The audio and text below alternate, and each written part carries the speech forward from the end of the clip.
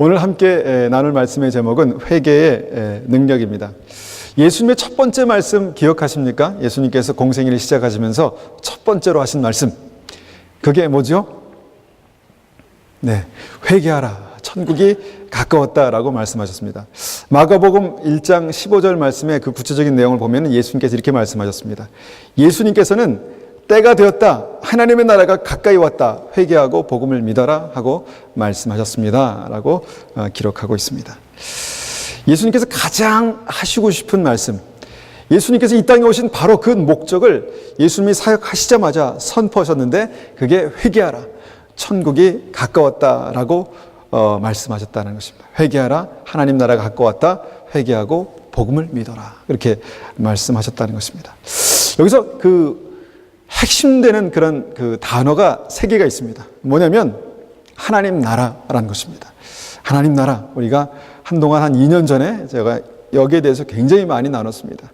하나님 나라에 대한 예수님의 어떤 열망, 예수님의 어떤 그런 간절함, 그것을 처음에 말씀하셨는데, 하나님 나라가 가까웠다. 그런데 하나님 나라에 들어가려면 두 가지를 더 말씀하시는데, 뭐냐면 회개하고 복음을 믿어라는 것입니다. 그런데 복음을 믿는 것에 대해서는 우리 일반적으로 교회에서 많이 강조했습니다. 그런데 어느 순간부터 회개하라라는 것에 대해서도 말하지만, 회개하고 복음을 믿어야 하늘나라에 들어갈 수 있다는 것에 대해서 사람들이 잃어버리기 시작했습니다. 믿으면 천국 간다라고 생각했지만, 회개하고 복음을 믿어야 천국 간다는 것에 대해서는 생각하지 못했다라는 것입니다. 그래서 회개가 굉장히 중요합니다. 근데 회개가 무엇인가? 회개가 무엇인가요? 회개를 깊이 해보신 분들은 회개가 무엇이다 라고 이렇게 말씀하실 수 있는 그런 게 있을 텐데, 회개가 무엇입니까? 우리가 한번 한 문장으로 정의해 보면, 죄를 깊이 뉘우치고 죄에서 돌이키는 것을 회개라고 합니다. 그러니까 죄에 대해서 깊이 뉘우치는 것과 그 다음에 그 죄의 어떤 삶에서, 행위에서 돌이키는 것을 회개라고 합니다. 그러니까 뉘우쳐서만 안 되고, 또 그냥 하다가 그냥 지금 안 하니까 뭐 이게 아니라 깊이 뉘우치고 돌이키는 것까지가 회개라고 이렇게 말씀합니다. 우리가 이 말씀을 기억하면서, 이 몇 가지 중요한 사실들을 기억하면서 사무엘하 12장 말씀을 한번 같이 보겠습니다. 사무엘하 12장. 사무엘하 12장 1절에서 14절까지의 말씀입니다. 자, 사무엘하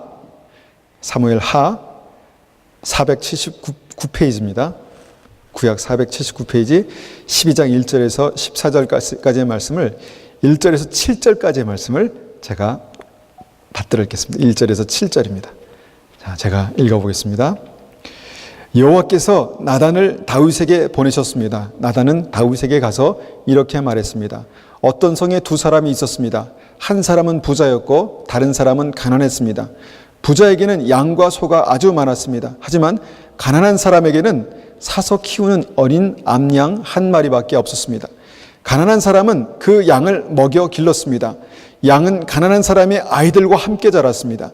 양은 가난한 사람이 먹을 음식과 마실 물을 나누어 먹으며 자랐습니다. 양은 가난한 사람의 팔에서 잠을 잤습니다. 양은 가난한 사람에게 마치 딸과도 같았습니다. 그런데 어떤 나그네가 부자를 찾아왔습니다. 부자는 나그네에게 음식을 대접하고 싶었습니다. 그러나 부자는 나그네에게 음식을 주기 위해 자기의 양이나 소를 잡고 싶지는 않았습니다. 그 대신 부자는 가난한 사람의 양을 빼앗았습니다. 부자는 그 양을 잡아서 나그네를 위해 음식을 만들었습니다. 다윗은 그 부자에 대해 크게 화를 냈습니다. 살아계신 여호와께 맹세하지만 이 일을 한 사람은 죽어야 한다. 그 사람은 그런 일을 한 대가로 양을 4배나 갚아주어야 한다. 그는 무자비한 사람이다. 그러자 나단이 다윗에게 말했습니다. 왕이 바로 그 사람입니다. 이스라엘의 하나님 여호와께서 이렇게 말씀하십니다. 자, 이 내용이 어떤 내용인지 아마 다들 아실 것입니다. 어느 날 선지자 나단 선지자가 다윗 왕을 찾아왔습니다. 그리고 어떤 사람에 대한 얘기를 합니다. 그는 부자였고 소와 양이 무척 많았다고 그렇게 말합니다. 그런데 그 옆에 가난한 사람이 살고 있었는데 그 가난한 사람은 어렵게 양 한 마리를 사서 자식처럼 그렇게 키우고 있었던 사람이었다라고 말합니다. 그런데 어느 날 그 부자에게 한 나그네가 찾아왔습니다. 부자에게 한 나그네가 찾아왔는데 부자가 이 나그네를 대접하고 싶은 마음이 많이 들었습니다. 대접하고 싶은 마음이 들었습니다. 그러나 그 나그네를 대접하기 위해서 자기의 소나 양을 잡고 싶지는 않았습니다. 그래서 부자는 자기가 가지고 있는 힘으로 옆에 있는 가난한 사람의 양을 빼앗아서 그것을 잡아다가 나그네를 위해서 정성껏 음식을 만들었다라는 그런 이야기입니다. 그 이야기를 다윗이 듣자 다윗은 너무너무 화가 났습니다. 너무너무 화가 났습니다. 살아계신 하나님을 두고 맹세하지만 그런 무자비한 사람은 반드시 죽어야 한다라고 그렇게 말했습니다. 그리고 그 대가로 양 4마리를 갚아줘야 한다라고 그렇게 말했습니다. 에이 나쁜 놈, 에이 죽일 놈, 그렇게 말했다는 것입니다. 만약에 우리 주위에 그런 사람이 있다면 여러분 어떻게 하시겠습니까? 에이 죽일 놈, 많이 가졌으면서 남의 거 하나 그거 뺏어가지고 그냥 어떻게 여기서 심한 말을 할 수 없고 그렇게 하지 않습니까? 이렇게 해도 막 그냥 시원치 않을 놈, 뭐 그렇게 하지 않겠습니까?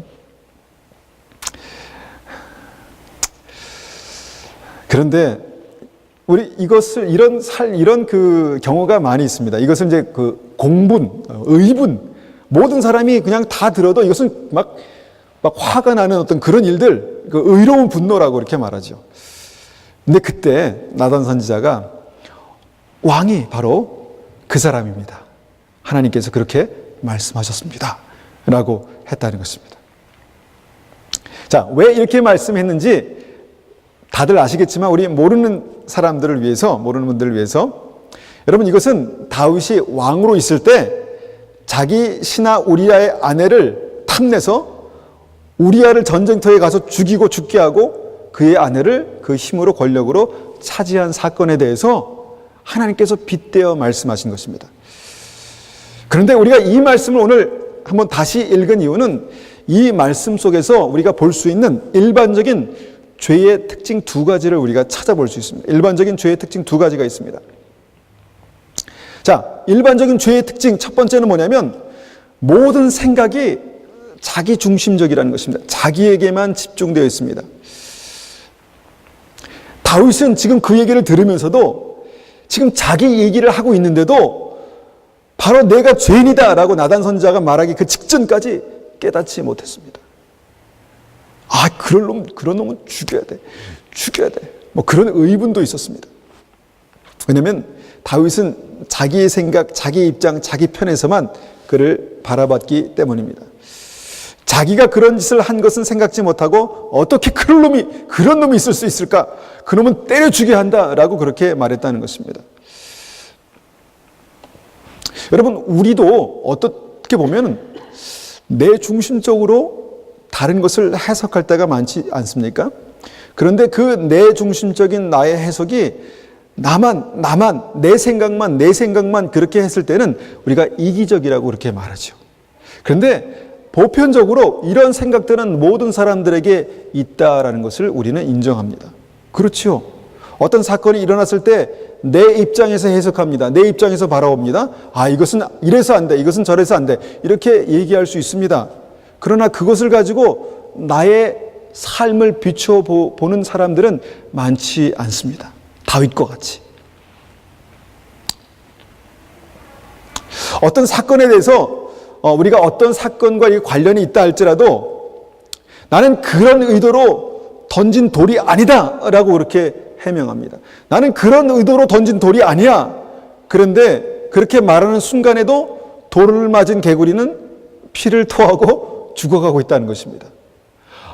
그건 안타깝지만 나는 그런 의도로 돌을 던진 것이 아니야 라고 계속해서 자기의 변명을 하고 있는 순간에도 그렇게 돌 맞은 개구리는 지금 피를 토하고 죽어갈 수 있다는 것입니다. 이것이 이 자기 중심적인 생각입니다. 이기적인 생각, 자기 위주로 생각하고 자기 위주로 행동하는 것입니다. 이런 사람들 안에 무엇이냐면 우리가 말하는 그 자아가 있습니다. 자기 중심적으로 생각할 수밖에 없는 그 자아. 여러분, 이 자아가 살아있는 한 사람은 자기 중심적으로밖에 생각할 수 없습니다. 사랑하는 부부 사이에서도, 사랑하는 가족 안에서도 사랑하는데 우리 아이들 얼마나 사랑합니까? 근데 아이는 아이 나름대로, 부모는 부모 나름대로 자기 중심적으로만 생각합니다. 자아가 살아있는 한.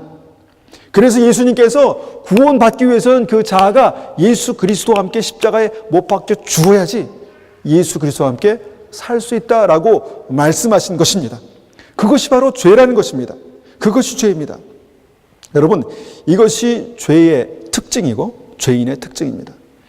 그리고 여러분, 이것이 안타깝지만 현대사회의 특징입니다. 현대사회의 특징입니다. 자기 입장에서만 생각하고, 부자는 자기 양 한 마리가 너무너무 아깝습니다. 양 한 마리 아깝지 않은 사람이 어디겠습니까? 왜냐하면 그 한 마리 한 마리마다 정성을 쏟았고 그 한 마리 한 마리마다 사연이 있습니다. 내가 그때 그 양을 너무너무 이뻐했는데, 내가 그때 그 양을 너무너무 정성껏 돌봤는데 너무 애지중지하는 그런 양이지라는 그런 생각들이 다 있다는 것입니다. 그리고 그 정말 많은 양을 가지고 있는 사람이 옆에 있는 한 마리밖에 가지고 있는 그 갖지 못한 그 사람의 양을 빼앗아서 나그네를 대접하는 거 얼마나 귀한 일이야. 그 일을 그렇게 해야지라고 그렇게 말하고 있다는 것입니다. 그런 귀한 일에 쓰니까 감사해라고 그렇게도 말할 수 있다는 것입니다. 저는 또 한번 그 세월호 사건을 말하려고 합니다. 왜냐하면 너무너무 아픈 사건이고 우리 민족의 너무너무 아픈 현실이기 때문입니다. 저는 지금도 뉴스를 통해서 그것을 오늘 아침에도 봤습니다. 계속해서 봅니다. 하나님, 이것이 어떻게 이것을 해결할 수 있습니까? 하나님, 이 문제가 어떻게 무엇에부터 해결해야 되겠습니까? 라는 그런 질문을 가지고 그것을 봅니다. 여러분, 그 선장님 화가 나시죠?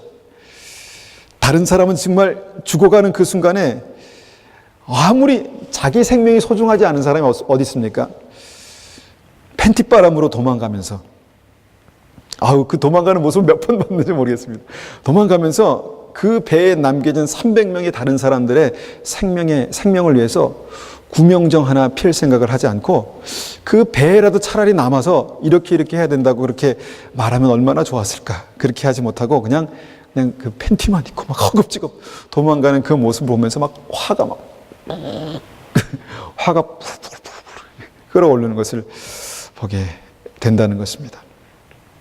그리고 나서 젖은 돈을 말렸대네요. 돈이 아깝죠. 그런데 그러니까 어떤 마음 속에 어떤 다른 사람에 대한 그 마음이, 배려가 조금도 없는 것입니다. 돈을 빳빳하게 펴서 말리고 있었다라는 얘기를 들었습니다. 그 순간 배에 남겨진 사람들은 얼마나 절박했겠습니까? 하나라도 어떻게 하면 더 구조할 수 있을지에 대해서 우리가 생각해야 되는데 그렇게 하지 못했다는 것입니다. 이것이 극단적으로 자기만 알고 다른 사람을 전혀 배려하지 못하는 악하고 이기적인 죄입니다. 모든 사람이 그런 환경 속에 들어가서 그런 일들을 겪어보진 않았습니다. 그런데 이런 모습들은 조금씩 모든 사람들에게 있는 것을 보게 됩니다. 선장이 가장 나쁜 놈이지만 여러분, 그 관리들도 그렇다고 말합니다. 관리들도 자기 뱃속만 챙기고 정말 너무너무 싫다라는 그런 말을 합니다. 정치인들도 어떻게 그렇게 정치인들이 정치를 그렇게 할 수 있는가? 막 공분을 이제 막 공분이 끌어오릅니다. 사업가들은 자기만 알고 정말 그 돈 벌기 위해서 그렇게 위험한 것을 그렇게 할 수 있나? 그런 마음들이 그래서 총체적으로 이것은 잘못됐다, 총체적으로 썩었다라고 그렇게 말합니다. 그런데 여러분, 이 사회를 가만히 들여다보면요,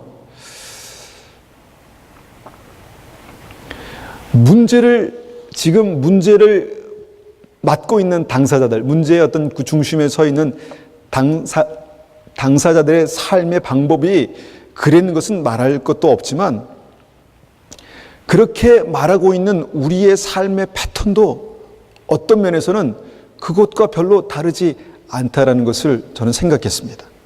제 마음속에 제 삶 가운데 들여다보니까 제 삶 속에서도 어느 순간에 어떤 때가 되면 그냥 굉장히 제너러스하고 젠틀하게 그렇게 살아가고 있지만 어느 순간 되면 정말 다시 나에게만 집중하고 싶은, 내 생각만 하고 싶은 그 생각에 확 사로잡힐 때가 있다라는 것입니다.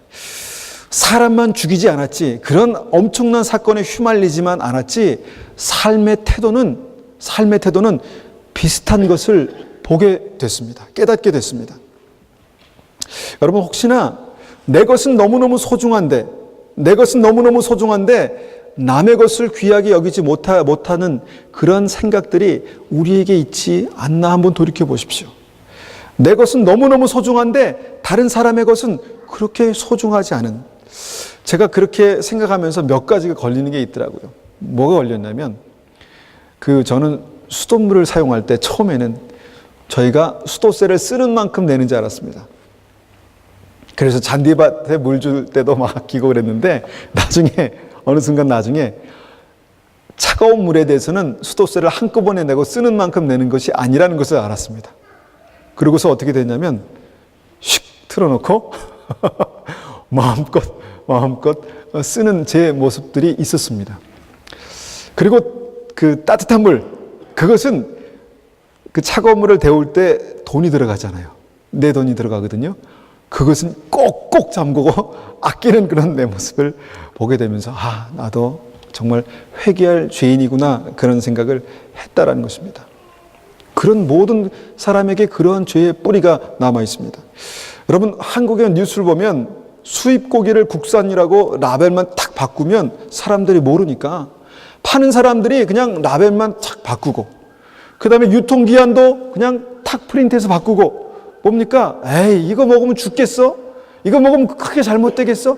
그런 마음을 가지고 있다는 것입니다. 나의 이득은, 나의 수입은 굉장히 중요한데 다른 사람의 건강은 그렇게 중요하지 않게 생각한다는 것입니다. 여러분, 다른 사람에게 파는 음식에 우리 가정에서는 정말 MSG 넣으면 이거 안 되는데, 이거 먹으면 안 되는데, 그렇게 하면서 다른 사람이 파는 음식에는 한 바가지씩 넣는다는 것입니다. 왜냐하면 그것을 넣지 않으면 맛이 없기 때문에, 그것을 넣지 않으면 팔리지 않기 때문에, 일단 팔리고 맛있게 팔리는 것이 중요하기 때문에 여러분, 그렇게 한다는 것입니다. 정말 어떤 것은 도저히 내가 내 자식에게 먹일 수 없는 것을 사람들이 그냥 그렇게 해서 판다는 것입니다. 그런 일들이 이 사회에 있다라는 것입니다. 여러분, 공공장소에 쓰레기를 함부로 버리는 사람들에 대해서는 우리가 죽일 놈이라 그렇게 얘기하지 않습니다. 그럴 수도 있지. 여러분, 집안에 담배꽁초 버리는 사람 있을까요? 집안에 가래침 뱉는 사람 있습니까? 없습니다. 왜냐하면 가래침이 떨어지면 더럽기 때문에.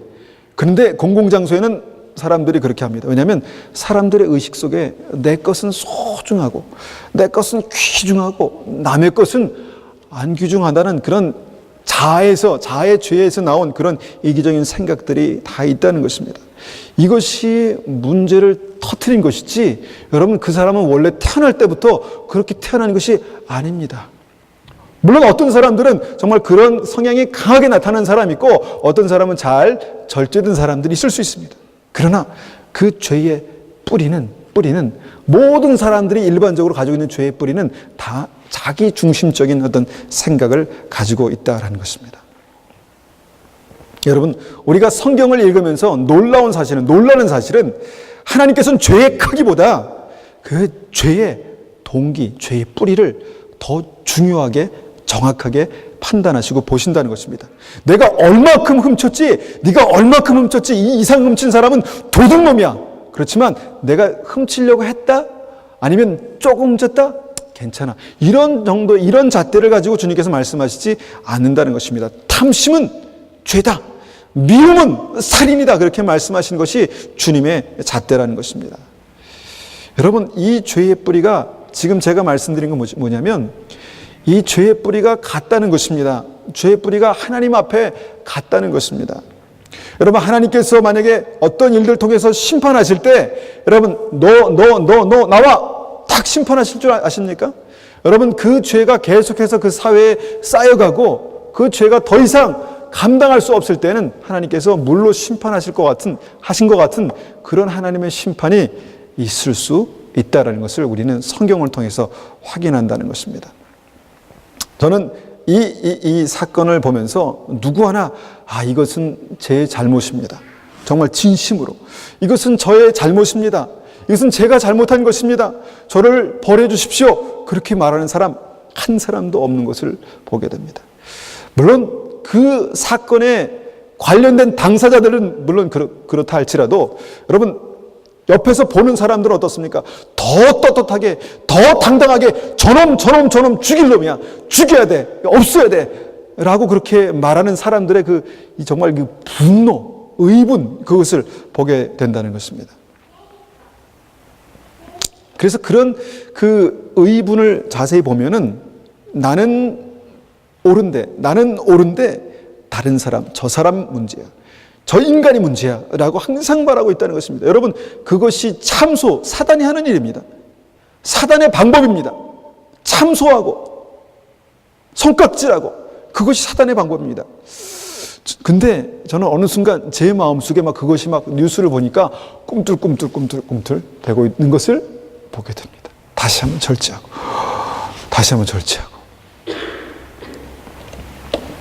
그러면서 저는 하나님 앞에 그 뉴스를 보면서 하나님, 저도 똑같은 사람입니다. 주님, 저를 용서해 주십시오. 그렇게 하나님 앞에 기도하곤 합니다. 혹시나 하나님께서 이 시대에, 이때에 내 마음에 합한 자라고 말씀하실 수 있는 그런 하나님의 사람을 찾는다면 여러분, 어떤 사람이 그런 사람이 되겠습니까? 어떤 사람을 찾겠습니까? 성경을 읽다 보면 하나님의 사람들, 하나님께서 쓰시는 하나님의 사람들은 그 백성이 범죄했을 때 하나님, 저들을 벌하지 마시고 저들을 벌하시려면 주님, 나를 주님의 책에서 지워주십시오 라고 말했다는 것입니다. 그들이 무슨 잘못이 있습니까? 근데 그 사람들은 하나님 앞에 섰을 때 주님, 저들을 벌하시려거든 주님, 나를 벌하주십시오 그렇게 말했다는 것입니다. 우리가 이론적으로 주님의 말씀을 가지고 우리가 생각해 본다면 하나님 앞에 이런 때에 하나님께서 찾으시는 사람은 하나님, 주님, 저를 용서해 주십시오. 저의 삶 속에서도 하나님 그런 마음의 어떤 그런 이기적인 생각들이 있습니다. 주님, 저를 용서해 주십시오. 한국 교회를 주님 새롭게 해 주십시오 라고 기도하는 사람을 주님께서 찾지 않을까라는 믿음을 갖게 됩니다. 여러분, 우리가 이것을 위해서 기도해야 합니다. 지금 이 사건을 통해서 저는 어떻게 이 사건이 흘러가고 있는가에 대해서 굉장히 조심스럽게 바라봅니다. 그런데 이 사건에 정말 구원파 얘기도 나오고 믿지 않는 사람이 구원파든 무슨 은혜파든 무슨 상관이 있겠습니까? 기독교, 친례교, 구원파입니다. 그러니까 믿지 않는 사람에게는 더 마음이 다칠 것입니다. 믿음에 대해서 더 마음이 다치지 않겠습니까? 너무 안타깝습니다. 어떻게 여기서 예수 믿으십시오, 당신 구원파 아니야? 여러분, 구원이라는 말이 얼마나 중요한 단어입니까? 믿음에서 생명을 얻는데 얼마나 중요한 단어입니까? 사단이 그 구원파라는 그런 것을 통해서 구원이라는 것에 대해서 땅에 짓밟고 침뱉음을 당하는 그런 상황 가운데 있다는 것입니다. 믿지 않는 사람들의 삶에는 점점점 그 구원의 문이 닫혀가고 있습니다. 우리 믿는 사람은 그것을 봐야 합니다. 하나님, 이 시대에 구원받아야 될 많은 사람이 있는데 주님, 그들을 불쌍히 여기셔서 주님, 이 사건이 하나님 앞에서 정말 다시 한번 그들이 주님께로 나올 수 있는 계기가 될 수 있도록 도와주십시오. 그렇게 기도해야 합니다. 여러분, 그것이 사단이 하는 일이고 또 그 가운데 우리가 전 시간에 몇 주 전에 말씀드렸죠. 하나님께서 이 시대의 표적과 기사와 이적을 보이실 때가 마지막 때라고 말씀드렸습니다. 우리가 어떤 일이 일어나면 하나님, 이것이 하나님 앞에 어떤 의미가 있는 것입니까? 라고 물어봐야 되는 게 우리입니다. 우리가 그렇게 기도해야 합니다. 자, 두 번째, 죄의 특징, 죄인의 특징에 대해서 우리가 살펴봅니다. 이 두 번째 죄의 특징은요, 아까 우리가 말했듯이 다른 사람에게만 정의의 칼날이 시퍼렇게 살아있다는 것입니다. 다른 사람에게만 정의의 칼날이 시퍼렇게 살아있습니다. 사단도 무엇이 죄인지를 정확히 압니다. 그리고 사단은 그것이 죄야, 네가 잘못이야, 네가 죽일 놈이야, 그렇게 말하는 것이 사단의 정죄라는 것입니다. 나그네를 대접하는 건 너무너무 귀한 일 아닙니까? 네가 나그네를 대접하는 게 귀한 일이지 네가 알지? 너는 왜 이렇게 그렇게 살지 못하니? 라고 말하는 것이 사단의 일이라는 것입니다. 왜 그렇게 당신은 그렇게 살지 않습니까? 라고 말하기를 좋아합니다. 그리고 그렇게 살지 못하는 사람을 맹렬하게 비난합니다. 막 핏대를 세우면서 비난합니다. 그 정의의 칼날이 살아있습니다. 누구든지 걸리기만 해라. 내가 이 칼로 내가 다 죽여버리겠다. 내가 정의를 살리겠다. 그렇게 말합니다. 그러나 그 칼끝을 자기에게는 되지 않습니다. 그 칼끝을 자기에게 향하지는 않습니다. 그렇게 살지 못하는 자기 자신에 대해서는 무척이나 너그럽습니다. 무척 너그럽습니다.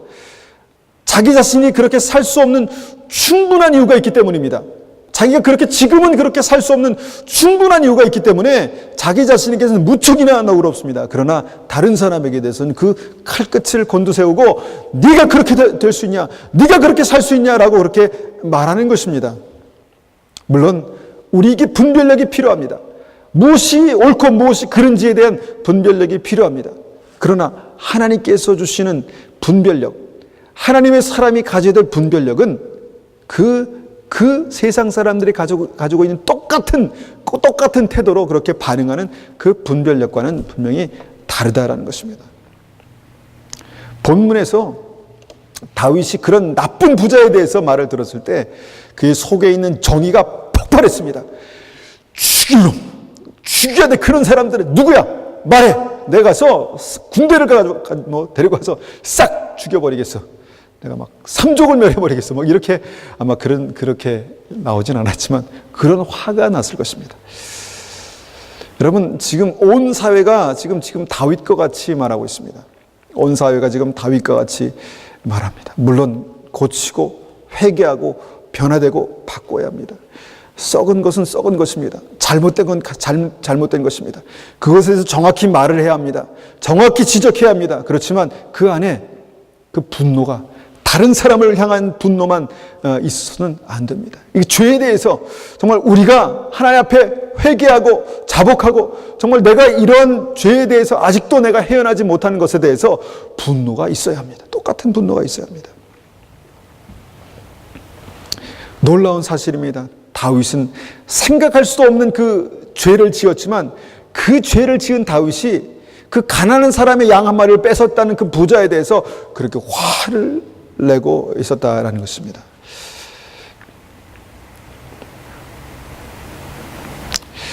성경에서는 이런 태도에 대해서 자신의 눈 속에 기둥은 보지 못하고 들보는 보지 못하고 다른 사람의 눈 속에 티를 빼려는 태도다라고 그렇게 말씀하시기도 하십니다. 여러분 혹시나 다른 사람의 어떤 문제를 지적할 때 내 눈 속에 기둥이 들어가 있다라고 생각해 보셨습니까? 아마 한 분도 생각하지 못하셨을 것입니다.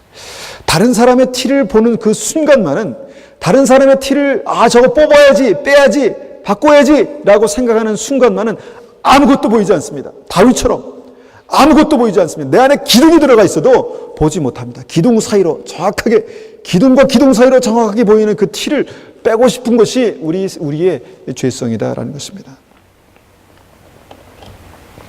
다른 사람에 대한 정의는 살아 있습니다. 그러나 내 안의 정의는 점점 쇠퇴해가고 있다는 것입니다. 이것이 우리가 사회에서 흔히 볼 수 있는 정의의 문제입니다. 현대 기독교인들은요 그런 은혜를 갈망합니다. 똑같은 방법으로 은혜를 갈망합니다. 자신은 겸손하게 하나님의 공의 앞에 서지 않으면서 그래서 회개의 중요성을 생각하지 못하면서 하나님 나는 그리스도의 보혈로 정결함을 받았습니다 라고 그렇게 말합니다. 제가 오늘 아침에 저는 이단에 대해서 별로 관심이 없기 때문에 잘 보진 않는데 구원파가 뭔지를 이렇게 생각해 보니까 그냥 어렴풋이 알고 있더라고요. 제가 한번 쭉 오늘 아침에 봤습니다. 구원파가 뭔지. 근데 이단은요, 10가지 중에서 9가지가 너무너무 중요한 9가지 교리를 가지고 있어요. 근데 한 가지가 결정적으로 잘못된 교리가 있습니다. 그게 이단이거든요. 그런데 이단의 문제는 뭐냐면 그것을 이제 한번 터지면 그 10가지 교리가 다 잘못된 것처럼 그렇게 사단이 말한다는 것입니다. 이것이 문제입니다. 이것이 큰 문제입니다. 뭐 제가 나중에 요약해서 말씀드리겠지만, 여러분, 그 구원파는요, 구원받았기 때문에 어떻게 살아도 나는 구원받은 백성이다 라고 그렇게 자신을 한다는 것입니다. 그러니까 은혜가 됩니다. 내 삶은 어떠할지라도 나는 구원받은 백성이야. 나는 택함받은 백성이야. 내 삶에 어떤 진흙탕 같은 일이 있어도 나는 구원받은 백성이야. 주님께서 내 모든 과거와 현재와 미래의 모든 죄를 용서하셨어. 나는 구원받은 백성이야. 어떠한 삶이 내가 내 삶 가운데 있어도 그것이 구원파의 문제입니다. 그런데 주님께서는 말씀하셨죠. 행함이 없는 믿음은 죽은 믿음이다. 믿음에 대한 삶의 모습이 따라가지 못하는 믿음은 죽은 믿음이다 말씀하셨거든요. 이것을 버린 것이 구원파입니다. 구원받지 않은 백성이니까 어떻게 돼도 상관없고, 나는 구원받은 백성이니까 정말 어떻게든 살아야 하고, 뭐 거기까지 생각하는지는 모르겠지만 이것이 구원파에서 말하고 있는 구원입니다. 근데 현대교회도 비슷한 그런 구원론을 가지고 있는 사람들이 있습니다. 삶의 모습은 어떠할지라도 나는 구원받았다.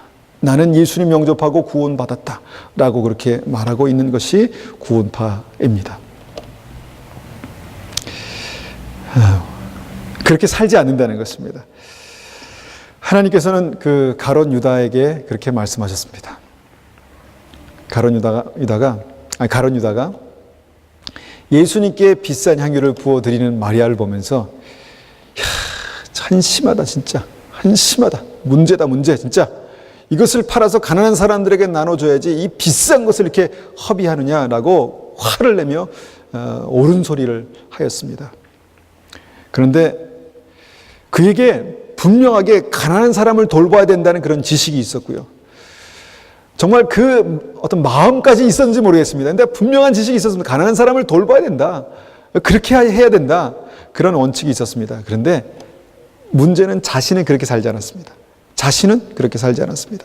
자신은 작은 돈의 유혹을 뿌리치지 못해서 늘 훔치는 삶을 살고 있으면서 그 큰 돈이 어떻게 자기 생각에 가난한 사람들에게 흘러가야 될 그 돈인데 라고 하는 것이 허비되고 있는 모습을 보니까 절에서 해야 되겠는가 라고 그렇게 공문을 이렇게 내고 있는 것을 보게 된다는 것입니다. 주님께서 그 가룟 유다에서 저는 도적이라 그렇게 말씀하시지 않았습니까? 저는 도적이라, 내가 바로 그 도적이다 라고 말씀하셨다는 것입니다.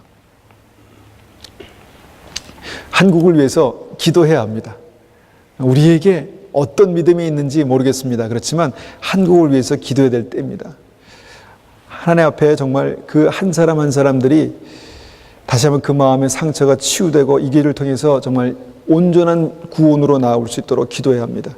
지금 한국 사회는요, 전체적으로 정의에 대한 열망과 그렇지 못한 사람들에 대한 그 분으로 가득 차고 있습니다. 사단이 이것을 잘못 사용하지 못하도록, 사단이 이것을 잘못 사용해서 계속해서 서로 정죄하고 서로 손가락질하고 이것을 그렇게 만들지 않도록 우리가 기도해야 합니다. 이것을 위해서 정말 하나님의 교회들이 하나님 용서해 주십시오. 이것이 우리의 책임입니다. 우리가 그렇게 살지 못했습니다. 우리가 그것을 그렇게 말하지 못했습니다. 하나님, 우리를 회복하시고 우리를 주님 새롭게 해주십시오 라고 기도하는 것이 이 문제의 해법이라고 저는 분명히 믿습니다.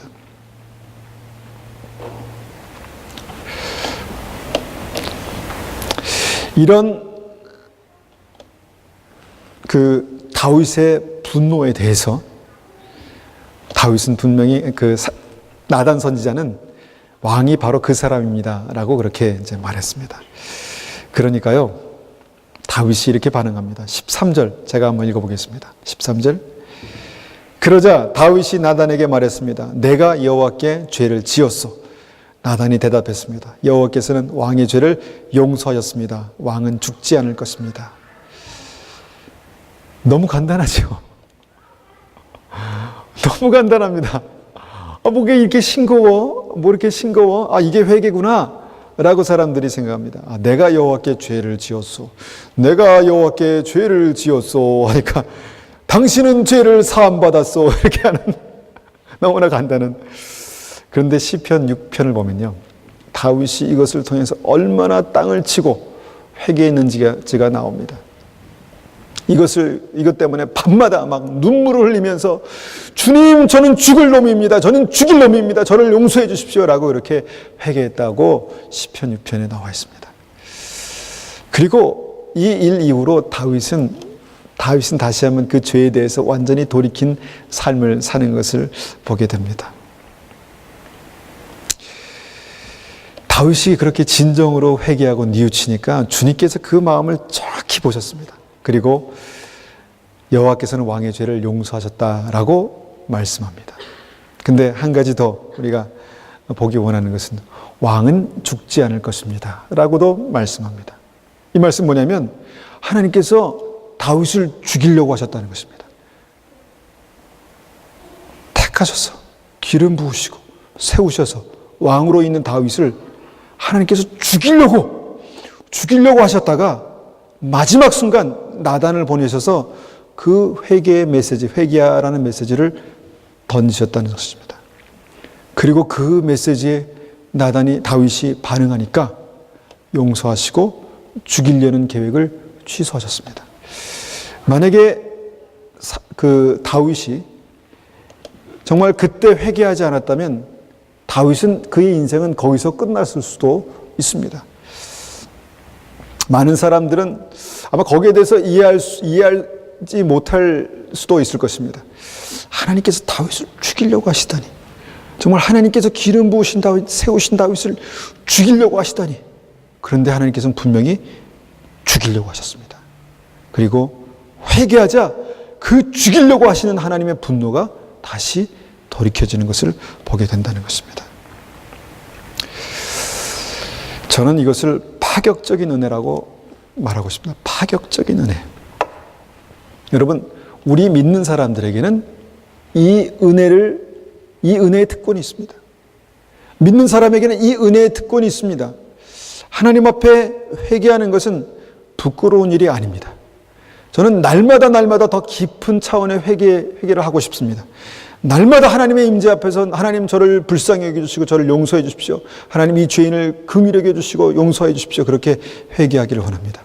우리가 회개할 때 우리의 삶의 문제는 해결되기 시작합니다. 우리가 부르짖고 기도하고 회개하기 시작할 때 삶의 문제, 정말 그 해결할 수 없는 그런 복잡한 문제, 너무너무 엄청난 문제라도 주님께서 그것을 거기서부터 해결하신다는 것입니다. 거기서부터 해결한다는 것입니다. 여러분, 저 사람도 문제, 이 사람도 문제, 저놈도 문제, 이놈도 문제, 저 사건도 문제, 온 사회가 문제투성이라고 말하는데 거기에 대한 정말 그 따끈따끈한 해결책을 내놓은 사람들은 별로 없습니다. 믿음의 사람들도 없습니다. 저는 이 문제의 해결이 회개에 있다고 믿습니다. 하나님의 사람이 회개하기 시작할 때 그 가정이 변화되고 그 사회가 변화되고 교회가 변화되고 하나님의 나라가 이 땅에 임하는 것입니다. 우리 한 사람이 회개하기 시작할 때, 죄에서 돌이키고 뉘우치고 하나님 앞에 나아갈 때, 엎드릴 때, 그때부터 우리의 삶의 문제가 하나씩 해결되기 시작한다는 것입니다. 물론 간구하는 것이 중요합니다. 하나님, 이것을 주십시오, 이렇게 해주십시오 라고 간구하고 기도해야 합니다. 그렇게 간구하고 기도할 때 주님께서 우리의 심령 가운데 말씀하시기 시작하십니다. 그래, 내가 그렇게 해주겠다. 그렇지만 너는 그 문제의 해결을 위해서, 그 은혜의 축복의 문을 열기 위해서 이것부터 처리해야 한다라고 말씀하실 것입니다. 그것이 회개라는 것입니다. 그 문제가 아무리 커도, 아무리 불가능해 보여도, 엄청난 것일지라도 하나님 앞에 인정하고 깊이 회개하면 그때부터 내 삶의 문제가 풀리기 시작합니다. 내 삶의 문제가 풀리기 시작합니다. 여러분, 이 일로 하나님은 택하신 다윗일지라도 죽이려 하셨습니다. 하나님의 맹렬한 분노는 지금도 동일합니다. 예수님께서 우리를 위해 십자가에 돌아가시지 않았다면 우리는 어떻게 보면 몇 번 죽었을 수도 있습니다. 여러분, 주의 음성 앞에, 주의 말씀 앞에, 그 나단 선지자의 경고 앞에 서야 될 사람이 바로 우리입니다. 내가 서야 합니다. 아, 다윗이 그랬구나. 다윗 죽일 놈, 다윗이 서야지. 당연히 다윗이 들어야지. 다윗이 변화돼야지. 그런데 여러분, 이 말씀을 여기에 남겨두신 이유는 우리 보고 들으라는 것입니다. 우리의 엄청난 문제 가운데 우리의 구원의 문제도 하나 있겠지요. 구원의 문제, 이 문제를 너희가 해결하고 싶으냐? 너희 삶 가운데 하나님의 구원을 보기 원하느냐? 그러면 여기서부터 해야 된다. 거기가 회개라는 것입니다. 여러분, 다윗도 몰랐습니다. 다윗도 주님의 말씀 앞에 서기 전까지는 그 죽일 놈라고 말할 수밖에 없었던 그 의로운 분노가 있었습니다. 하나님의 의와 아무런 관련이 없는 하나님의 의를, 하나님의 마음을 하나님께 아무런 감동도 드릴 수 없는 그 의가 다윗에게 있었다니까요. 여러분, 그것으로는 구원받지 못합니다.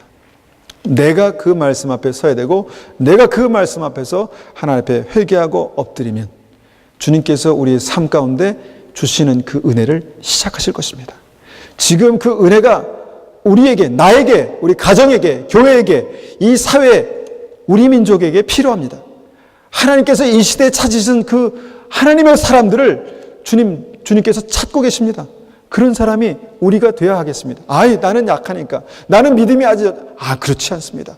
하나님께서 어린 사무엘을 그 시대에 하나님의 음성을 듣는 사람으로 세우셨습니다.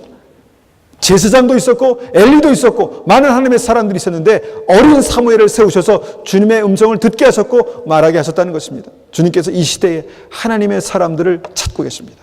우리가 주님 앞에, 하나님의 말씀 앞에, 주님의 그 나단 선지자의 말씀 앞에 우리가 설 때 주님께서 우리의 삶 가운데 하나님의 놀라운 은혜를 시작하게 하실 것입니다. 그리고 그때 우리의 모든 문제는 해결되기 시작할 것입니다. 우리가 한번 같이 기도하겠습니다.